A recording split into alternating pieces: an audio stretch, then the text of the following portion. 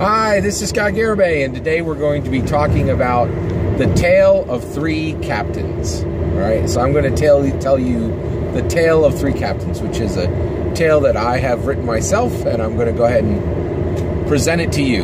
All right, so this is the tale of three captains. All right, so this tale takes place in a land with three distinct realms.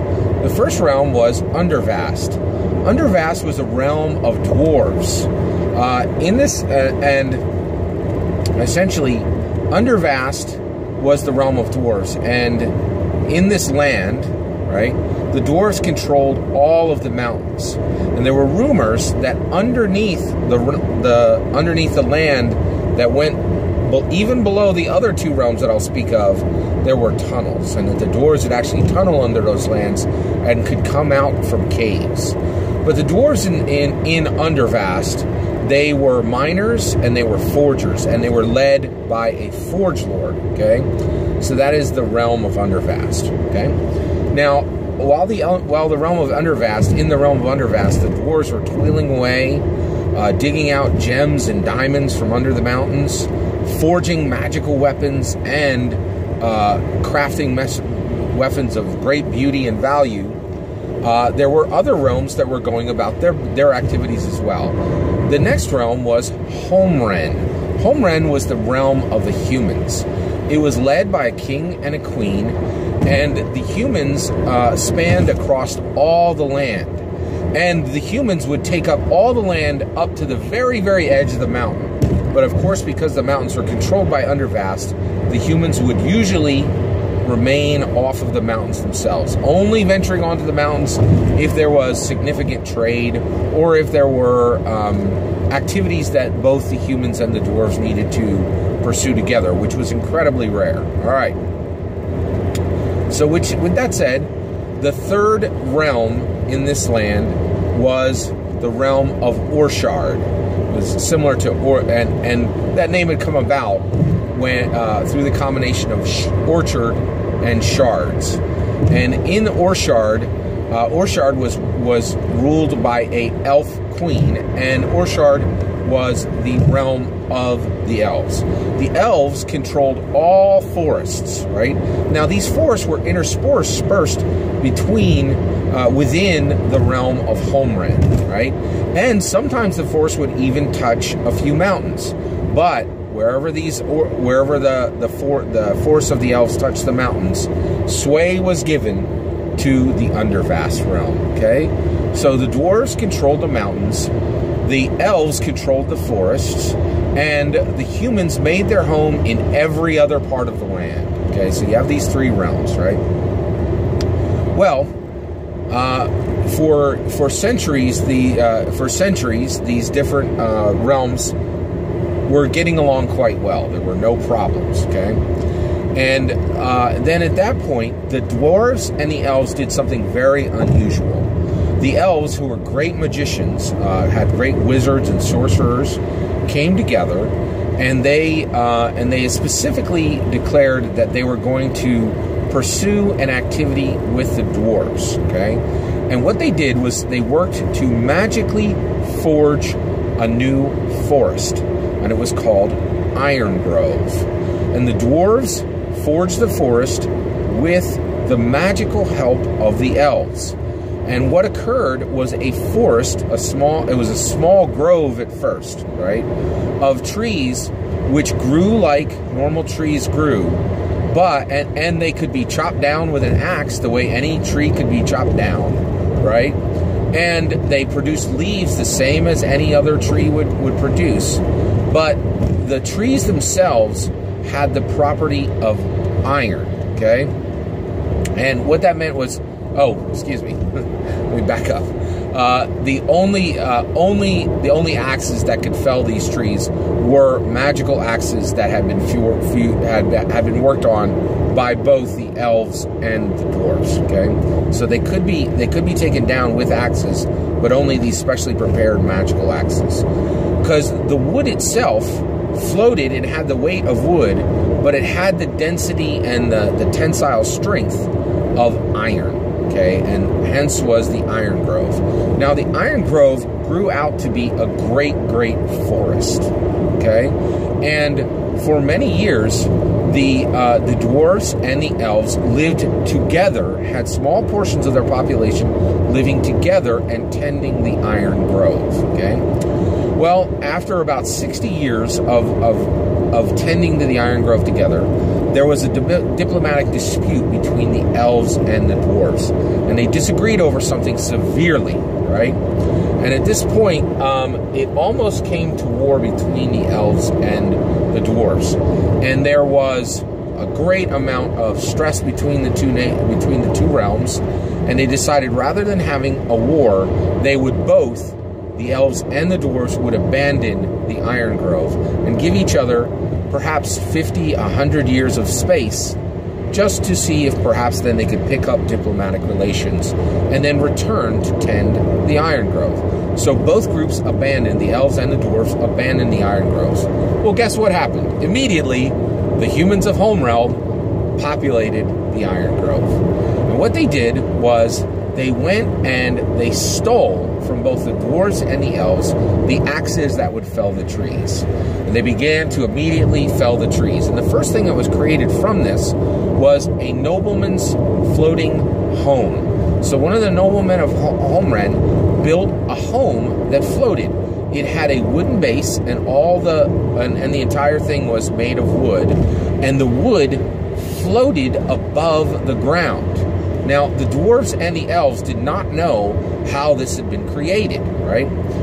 The elves then sent a spy to determine exactly what was happening between what Homerealm was doing. So Homerealm had used its own wizards and sorcerers, and what they did was they found that if they cut the wood in the iron forest, if they felled a tree in the iron forest, and then they set the wood out in hewn logs, right, in logs that had been cut up into what you could use to create a house, well, under a full moon, the wood would begin to rise.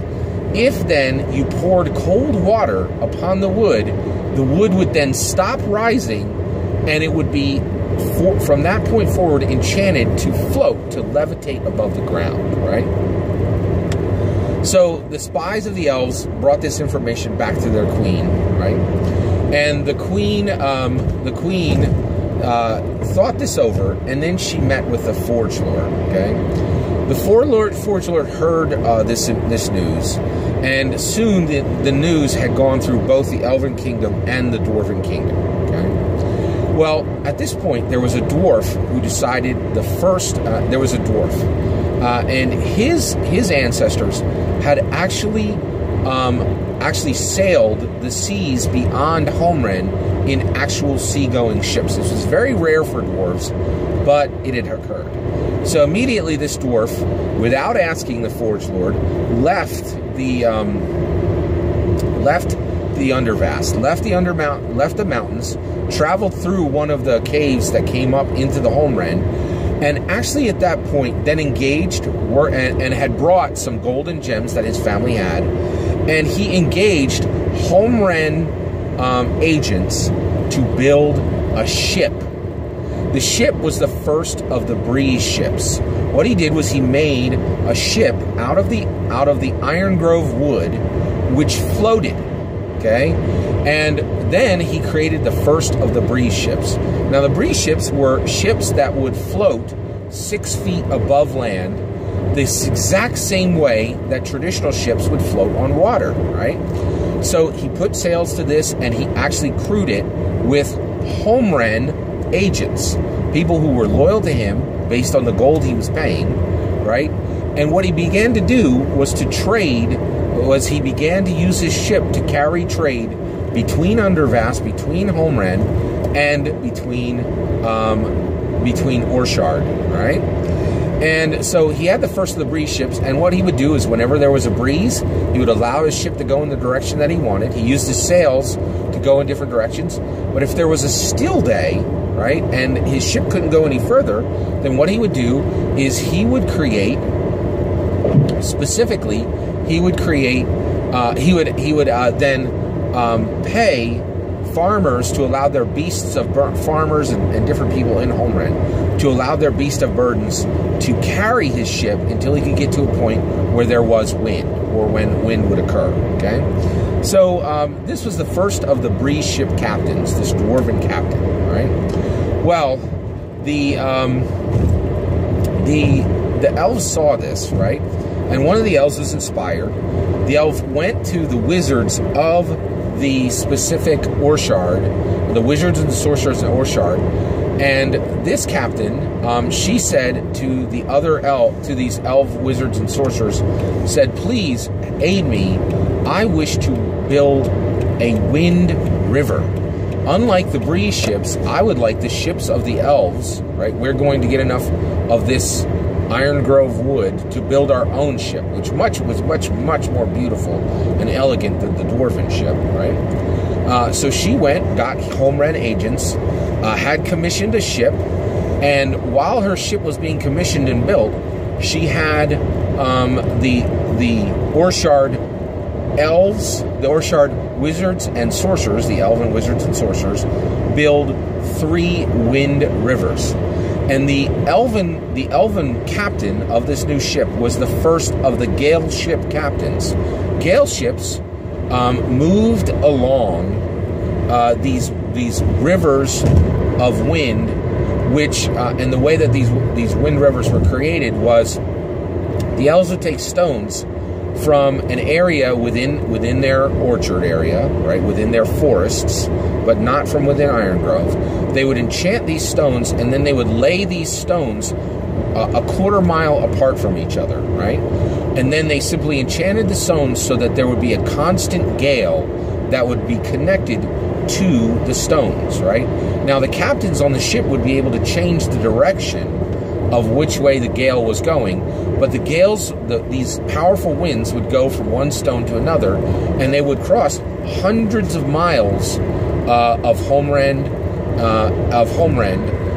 and only Homeland. They did not actually pass through any of the forests, right? So that elven captain was the first of the Gale ship captains, ships that flew specifically along the wind rivers that have been created by the elven sorcerers and wizards. Okay, now Homeland was seeing this, right? All the peoples of Homeland were seeing the new Gale ship captains of the elves, the new breeze ship captains of the dwarves, and finally